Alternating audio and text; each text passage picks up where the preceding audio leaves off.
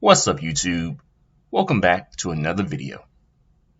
In this video, I want to talk about this situation that has been unfolding very recently involving Jonathan Majors, who is an actor and who is on the cover of Ebony magazine.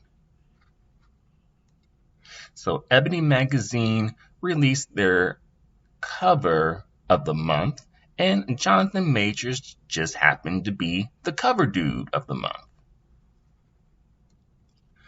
Many people, particularly in the Black community, saw the magazine cover and were taken aback by it because they felt like the magazine cover was very not masculine. I don't know if unmasculine is a word, but both Black men and Black women were upset about it because they felt like it was basically the continuation of the emasculation of Black men. And before I go any further, I do want to give a disclaimer for this video. I think now is the time. Want to hear? Here you go. As I've mentioned in previous videos about similar topics like these, all gender is drag. And what I mean by that is that we're all imitating someone's idea of masculinity or femininity. We did not come up with these ideas ourselves. We may have added to these ideas, maybe tweaked these ideas, revamped them, remixed them, etc. But ultimately, the foundation of what we consider to be masculine and feminine are not our ideas. Therefore, all gender is drag since we are all imitating someone's idea of femininity or masculinity. With that being said, let's get into this video. I'll say that I was surprised by this cover as well, especially coming from Ebony magazine, which is considered to be, quote unquote, a Black magazine. And Black magazines, Black publications, Black blogs, Black entertainment sites, etc., very much cater to Black male identified Black women. So because I thought Ebony magazine, liked they Black kings so much, I didn't expect something like this magazine cover to be released by Ebony magazine, and also the demographic that the magazine caters to.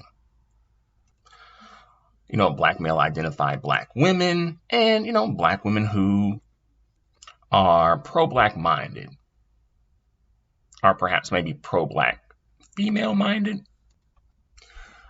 Quick question. Do any of the Black women out there who are watching this video, do you guys still keep up with Ebony magazine like that? Do you guys still have I was going to say a prescription, a subscription to the magazine, or maybe buy it every once in a while if it's on like a newsstand? Do you visit the website? Is it still something that is of interest to you? Let me know in the comment section below. And also, I heard many people saying that this is the emasculation of Black men, especially Black men who are considered to be strong, at least portrayed to be strong, like in the media and in the entertainment that they put out there, to be strong Black men, right?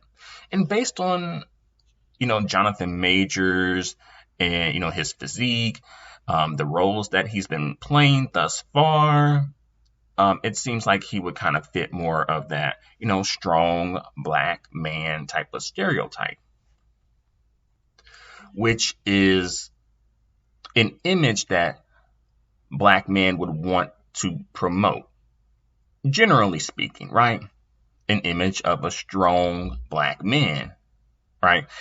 And some black men were upset by the photo shoot because they felt like it was undermining that image that is out there of a strong black man, at least in the media. I know some black women gonna be coming through and like, what you talking about? But in the media and acting and imaginary and play land, strong black kings. All right, strong black kings there. And I'll say that black men have a right to be concerned about their image. After all, image and representation, it's important. It matters. Now, if we can just get the community to understand that when it comes to black women's image and representation, especially darker skinned black women's image and representation, then we'll be cooking with oil. But until then, we just cooking with ungreased pots. All right.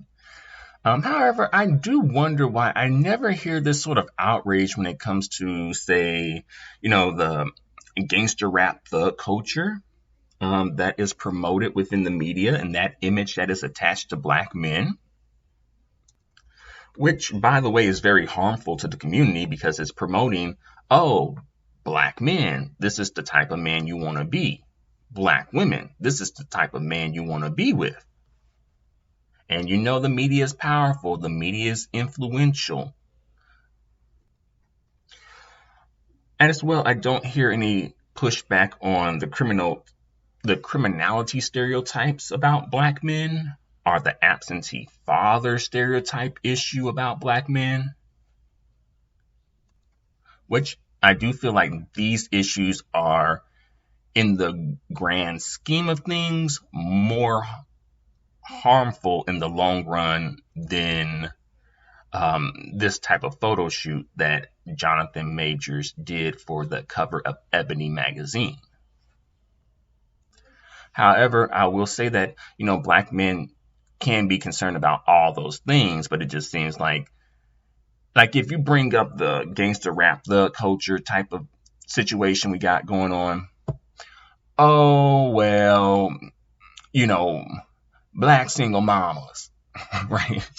You got to raise your kids. We ain't here to raise your kids. Basically, it seems like if you try to push back on any of those type of stereotypes, it's like, if you try to push back on them, you get pushed back on it. And sometimes people will even view you as being like perhaps a sellout, or classist, or elitist, and on some respectability politics type stuff, basically they'll find a way to shame you for trying to address and correct the gangster rap, the culture stereotype that's been going on. So basically, we as a community will defend, black men who sag their pants all the way down to their ankles, but then go after, say, Jonathan Mayer and his getup. And Jonathan Majors, sorry, I don't know why I said Mayer. Jonathan Majors and his getup. And I'll say you can go after both of them. You can address both of those things. It doesn't have to be one or the other. But I think the thing is, though, the whole gangster rap, the culture stereotype is perhaps viewed as being more masculine and even hyper masculine. So I feel like, black community, that's what we should want, right? While the photo shoot and the image that Jonathan Majors portrayed in the photo shoot and the cover for the magazine is not. because it's more associated with femininity. And, do I think there is some truth in, society wanting to emasculate black men and to put them into sort of a box that people are comfortable with, particularly non-black people? Yes, I do. And I've mentioned that before, actually. That's the thing. Honestly, I feel like they kind of do that when it comes to black men who are victims of police brutality. I feel like part of the reason that they push those stories so much is to portray black men as being victims. And I think that other groups of people are more comfortable with black men being portrayed as victims, being portrayed as feminine. Yeah, that too. But since they're not so comfortable with the gangster thug rap stereotype, I think maybe that's part of the reason that black people maybe want to gravitate towards it a bit more. But my stance on it ultimately is just that, you can address the situation with the emasculation and the feminization of black men, definitely. But let's also, since we're here addressing issues, let's also address some other issues too regarding the black man's public image. But a quick sidebar, though. I feel like probably Prince is the only person that could probably get away with this type of a photo, and folks would just be like, whatever. But even still, Prince had to fight the good fight. It wasn't just given to him. He had to earn it. Folks didn't just roll out the carpet for Prince to be, being all flamboyant and stuff. But back to topic. So some people were wondering, what was the idea that they were trying to portray in the photo shoot? And the idea was it was supposed to be based on an anime character from an anime called One Piece. And the name of the character is Don Quixote do Flamingo.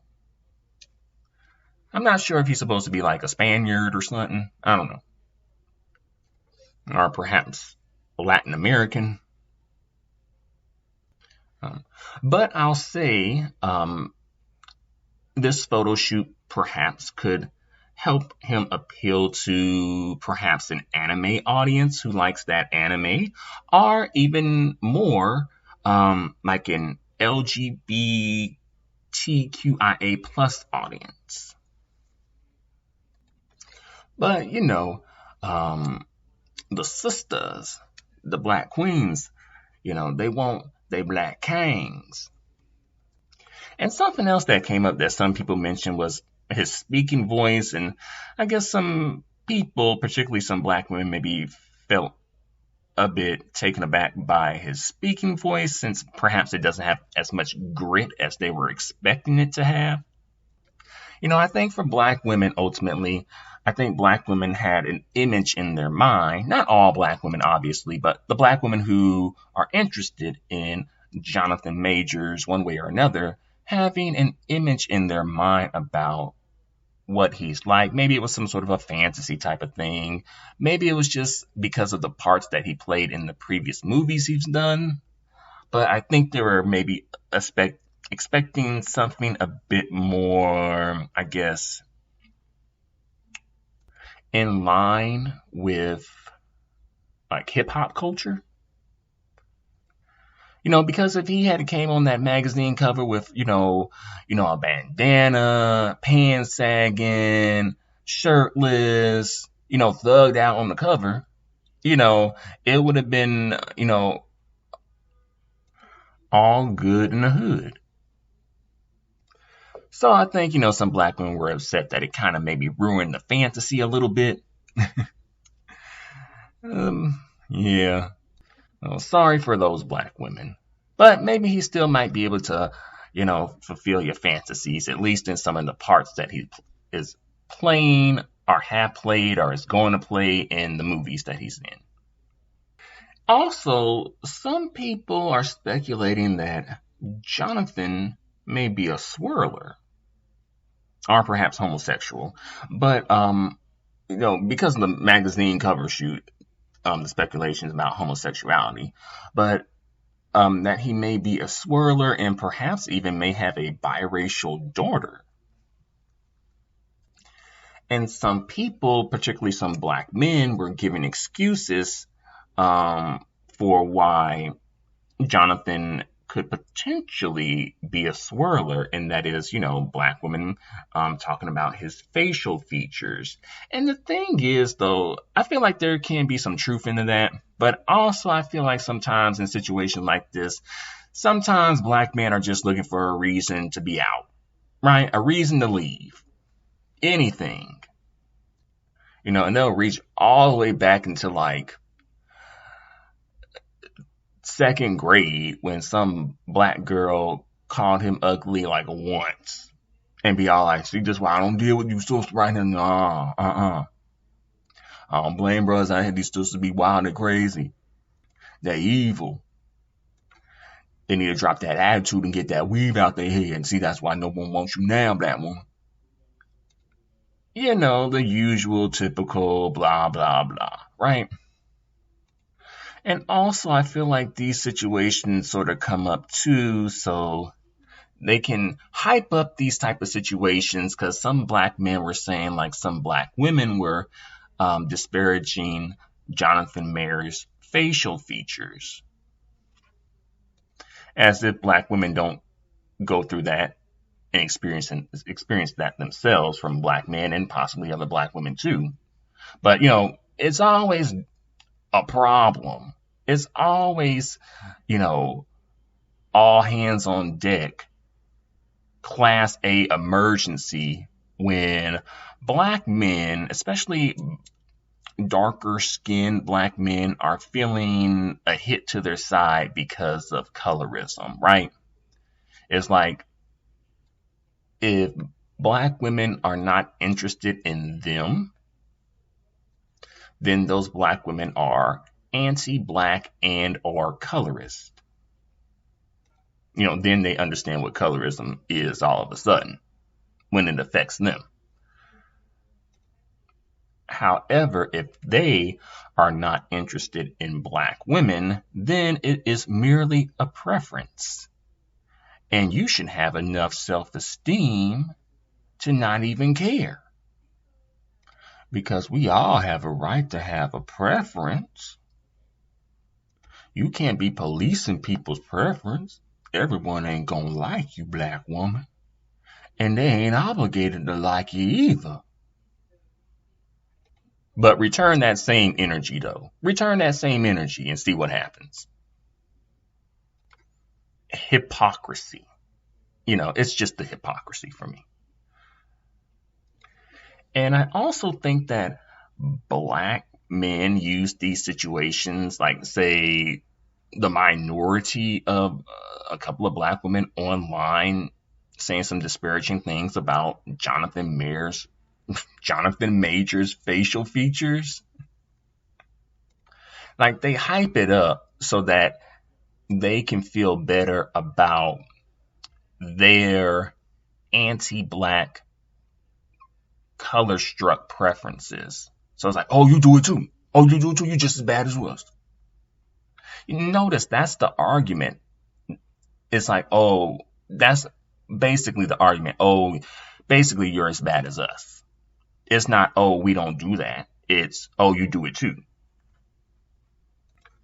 And as well, I feel like probably many black men can relate to or see themselves reflected in Jonathan Majors. So I think that's a part of it too.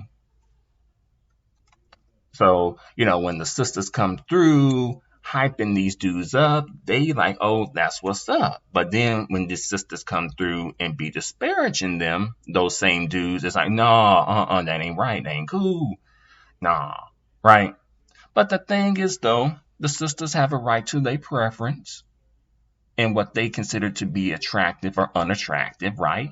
And if the sisters feel like homie, feel like homeboy looks like a beast of burden, then that's just their opinion. That's just what they think. But again, preferences. The sisters are not obligated to like your beastly beast of burden face. Right? And do I necessarily agree with the criticism about Jonathan Majors? I don't. No, I don't agree with it. As far as like the facial features is concerned, I don't agree with that. But I feel like that's also in the minority though. Because I feel like if Jonathan Majors was a woman with those facial features, it would be game on. Like folks would be coming left and right. I mean, we've seen that go down with Ari Lennox and Tiana Taylor. And perhaps to an extent Megan Thee Stallion. Sometimes that comes up with her. And honestly, I feel like it comes down to the nose. It's the nose. Because I feel like folks can let the lips slide because the lips are seen as something sexual. Right? It can be beauty too, but oftentimes related to like sexuality and sex appeal. But the nose, that's more related to beauty. So the full lips can stay, but the wide nose, it has to go for, when it comes to the women. According to these dudes, these types of dudes. Also, sidebar, what is the civil rights face? This is like the first time I heard that phrase. What is a civil rights face? I heard that come up, somebody mentioning that Jonathan Majors has a civil rights face or something like that. What does that mean? That sounds ignorant. Is that just me? Is it just me? I feel like that sounds a little bit ignorant. And offensive, too. Like really offensive. Like, what is it? Yeah. So for the black women who were saying stuff like that, yeah, you need to do better. And black men who be on some color struck anti-black stuff too, they need to do better too. But I'm going to bring this video to a close. Thank you very much for watching. Let me know what you think about all of this in the comment section below. Until the next video, adios and goodbye for now. Oh yeah, before I close this video out, I do want to speak on something right quick regarding Chris Brown and Chloe Bailey, the singer. Apparently they're doing a collaboration. I watched the music video for it just so I can have a point of reference when talking about it. It's okay. It's all right. The song is okay. It's all right. I really don't feel like this is going to be a big hit. It may do okay on like the R&B charts, but I don't think this is going to be some big chart topper on the Hot 100 Billboard charts. But, the cancel brigade was out for Chloe, saying that, basically Chloe needs to be canceled, even though I don't remember when people scheduled her, since she hasn't even released her album yet. She's been releasing music and hasn't been doing super well, but, cancel brigade, right? So they're trying to do the same thing to Chloe that they were doing with Normani when she collaborated with Chris Brown in the music video of his. And I'll agree that I don't really think that Normani and Chloe should be collaborating with Chris Brown. However, considering that they are up-and-coming artists, it probably could be in their benefit, at least from a financial standpoint, because I know I'm sure they're getting a paycheck. I'm hoping, they're getting a nice paycheck, especially for Normani, right? So from that, I can understand that. And ultimately, they do have a right to work with who they want to work with. But do these collaborations, like, do they help Chloe and Normani, respectively, or do they help Chris Brown more? Or do both parties equally benefit or not benefit from it? And then Keely Williams. Y'all know who Keely Williams is, from um in the group 3LW from back in the day. Well, I don't know if that's back in the day, but from a minute ago, who attacked and assaulted her group member Notori Naughton with some KFC. Yeah, y'all remember her? Well, she chimed in on the situation and said that basically Chloe shouldn't be collaborating with Chris Brown because he is a ABUSER. And I really don't think that Keely Williams has any space to be talking about someone in this situation. But Chris did his research, or either someone in Chris Brown's camp did their research and showed that, hey, Keely Williams was all good for it when it was Blueface and Krishan, which I don't understand that situation at all. I'm not sure what that is exactly about, but it just looks like two people engaging in domestic violence. DV. And then Blueface, he even responded to it saying that, oh, you got the wrong B. You should have got a good B. You should have got a B from the hood, who with it, who be fighting back. No, you got the B who performed at the Super Bowl. That's different. I'm like a hood dumpster water. Like, not even trash, like just like a hood dumpster water. Like sometimes, like, just the grit and the grime that can be at the very bottom of a trash can or a dumpster because it hasn't been cleaned ever and just keeps building up and building up, and all the bacteria. Yeah, that's Blueface. And Krishan dumb self laughing as he's saying it too, like it don't apply to her or stuff, and she just laughing it up in the background. I'm like, really? Woo-wee. But yeah, Keely Williams was all for it when this was Krishan and Blueface engaging in domestic violence, or DV. But now, since it's Chris, it's a problem. Which, I can admit when, hypocrisy is happening. And I think Chris Brown has a point with that. And one more thing, these women. So Chris Brown performed in the United Kingdom, I guess somewhere in London or something. And these black women who probably appeared to be maybe Native African, maybe from the Caribbean, they were mad because I guess they didn't get into like Chris Brown's VIP section or something or whatever. And I'm like, haven't you heard? Chris Brown don't mess with you don't mess with the darkies. All right, no darkies in his section. At this point, I don't know why you be there. Why you at the concert supporting? Like, Chris Brown is color struck to the 10th power. He is colorist. He got colorist issues. And honestly, I feel like that's great for the darker skinned sisters because they don't have to deal with the toxicity and the ghetto ratchet hood boogery that Chris Brown comes with. Right? In a situation like this, rejection is God's protection. Because please name me a woman that has truly, benefited and gotten some just wonderful love in her life from Chris Brown. She might get a good child support check or something. She might get that. But even still, I even think that the child support check is a little weak for at least his first baby mama. But yeah, the black sisters in the UK, who appear to be perhaps Native African or from the Caribbean, but talk with a Caribbean accent, they were upset that they didn't get into Chris Brown's VIP section, y'all. You can't make this up. And I really feel like And this is not exclusive to black women. I do think this is across the board and in just people in general at times.